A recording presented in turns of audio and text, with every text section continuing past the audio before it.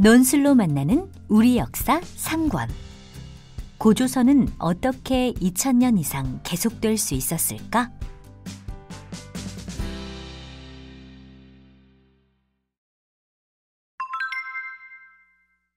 고인돌은 어떻게 만들었을까?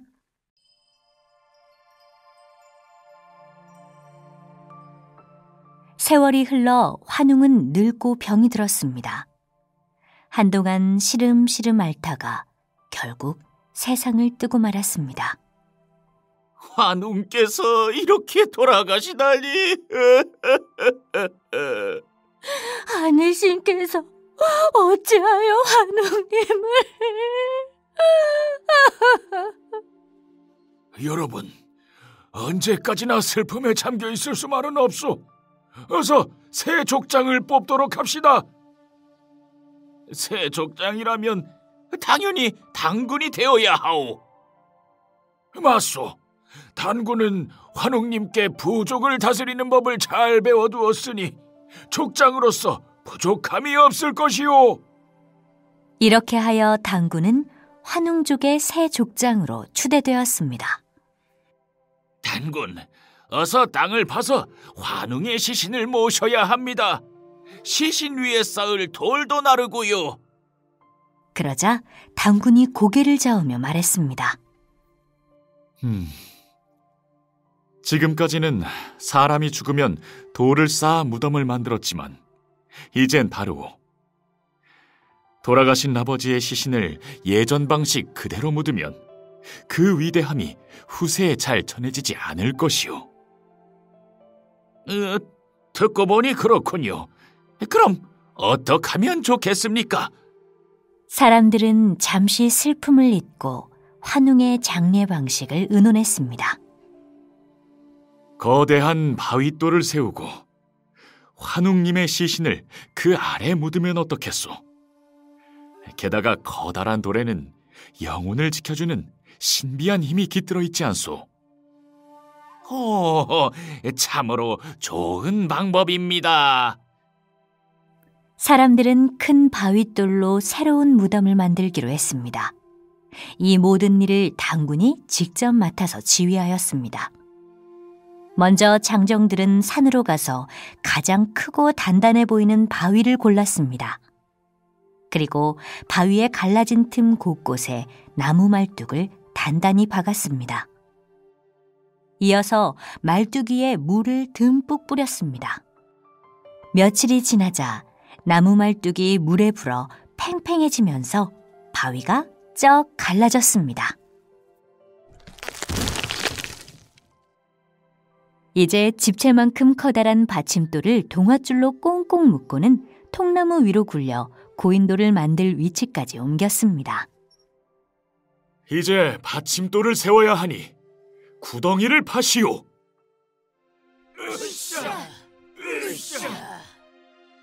장정들은 구슬땀을 흘리며 땅을 파기 시작했습니다. 얼마 뒤 알맞은 구덩이가 만들어졌습니다. 그 안에 받침돌을 기둥처럼 세우고 받침돌이 흔들리지 않도록 작은 돌멩이를 가득 채워 넣었습니다. 그리고 퍼낸 흙을 받침돌 위로 다시 쌓아 올려 발로 꼭꼭 다졌습니다. 거대한 덮개돌을 쉽게 들어올릴 수 있도록 비스듬한 임시 언덕을 만드는 것이죠. 여기야, 여기! 이쪽으로 올려! 예! 갑니다! 이제 그 언덕에 통나무를 쭉 깔고 그 위로 덮개돌을 운반했습니다. 그리고 받침돌 위로 덮개돌을 올렸습니다. 이번에는 덮개돌 옆의 언덕을 무너뜨리고 흙을 퍼내시오. 언덕의 흙을 모두 치우자 마침내 단단하게 세워진 고인돌이 웅장한 모습을 드러냈습니다. 장정들은 받침돌과 덮개돌 사이에 널따란 무덤방을 만들고 그곳에 환웅의 시신을 곧게 뉘었습니다. 환웅께서 쓰시던 청동방울과 청동거울, 그리고 청동검도 함께 묻어드립시다. 고인돌이 완성되자 사람들은 모두 고개를 숙이고 환웅의 죽음을 깊이 애도했습니다. 환웅님, 저 세상에서 편히 쉬소서. 우리 환웅족이 늘 평안하고 번창할 수 있도록 도와주소서. 그 후 환웅족은 중요한 일이 있을 때마다 고인돌에서 제사를 지냈습니다.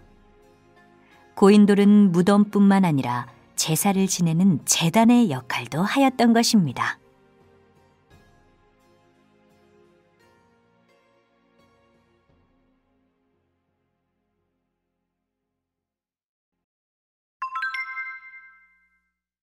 고조선에는 어떤 법이 있었을까? 신시 땅의 새로운 족장이 된 당군은 계속해서 땅을 넓혀 나갔습니다. 그리하여 기원전 2333년 마침내 해처럼 빛나는 아침의 나라 고조선을 세웠습니다. 들으라. 나는 신시의 뜻을 이어받아 이 나라 고조선을 홍익인간의 정신으로 다스릴 것이다. 고조선 만세! 단군 만세! 이제 사람들은 고조선의 통치자를 당군이라고 불렀습니다. 1대 당군, 2대 당군 이렇게 말이죠. 그리고 고조선을 세운 첫 번째 당군에게는 제사장이라는 뜻의 왕검이라는 말을 붙여 당군 왕검이라고 불렀습니다. 고조선 사람들은 좋은 농기구와 가축 등을 이용해서 농사를 지었습니다. 하지만 땅의 성질이 모두 같지는 않았기 때문에 풍년이 드는 곳도 있고 흉년이 드는 곳도 있었습니다. 그래서 부자와 가난한 사람이 생겨났습니다. 더 가진 사람이 생기면서 덜 가진 사람도 생기고 강한 사람이 생기면서 약한 사람도 생기게 되었습니다. 그래서 계급이 생겨나고 이제까지 착하고 부지런하게만 살아가던 사람들이 차츰 욕심을 내고 죄를 짓기 시작합니다. 저놈 잡아라! 저 도둑놈 잡아라! 어느 날 부잣집 담 너머로 큰 소리가 흘러나왔습니다. 얼굴을 검은 두건으로 가린 청년이 쌀자루를 훔쳐서 담을 넘다 집주인에게 잡히고 말았습니다. 집주인이 도둑의 검은 두건을 벗기자 이웃에 살고 있는 아마란의 얼굴이 드러났습니다. 아니, 네 놈은? 잘못했습니다. 한 번만 봐주십시오. 아마란은 무릎을 꿇고 빌었습니다. 너 같은 녀석을 용서했다가는 우리 집 곳간이 도둑놈으로 넘쳐날 것이다. 재판을 받으러 가자. 집주인은 아마란을 끌고 재판장으로 갔습니다. 재판장에는 다른 죄인들도 잡혀와 있었습니다. 소문을 들은 마을 사람들은 구경을 하려고 하나둘씩 모여들었습니다. 아니 이게 무슨 일이야? 재판을 한대. 그러게 말이에요. 도둑놈들이 있었다는 도둑놈들이. 아이고, 무슨 일이래요? 곧 재판을 시작할 것이다. 창을 든 병사가 소리쳤습니다. 모두 머리를 숙여라. 단군께서 납신다. 당군이 자리에 앉자 신하가 아뢰었습니다. 아마라는 부잣집의 쌀을 훔쳐 싸웁니다. 그러자 당군이 무서운 눈으로 아마란을 내려다보았습니다. 어찌하여 남의 것을 훔쳤느냐? 먹을 것이 탐나서 저도 모르게 그만. 잘못했사옵니다. 용서해 주시옵소서. 모두 들으라. 아마라는 떳떳하게 살지 않고 남의 것에 함부로 손을 대었으므로 이제부터 부잣집의 노비로 삼을 것이다. 아마란에 대한 재판이 끝나자 병사가 또 다른 죄인을 끌고 왔습니다. 이 사람의 이름은 거루이온데 사보할과 다투다가 사보할의 머리에 큰 상처를 냈사옵니다. 아무리 화가 나더라도 다른 사람을 해쳐서는 안 된다. 다른 사람을 소중하게 대해주어야 하느니라. 거루는 사보할에게 상처를 냈으니 곡식으로 갚도록 하라. 거루는 긴 한숨을 쉬며 눈물을 떨구었습니다. 당군은 모인 사람들을 향해 큰 소리로 외쳤습니다. 화가 난다고 남을 해치거나 가난하다고 함부로 도둑질을 하면 이 나라가 어떻게 되겠는가?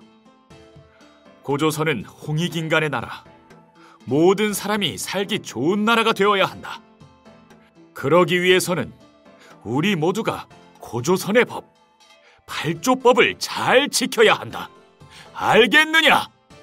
당군은 그렇게 고조선의 질서를 하나씩 잡아갔습니다.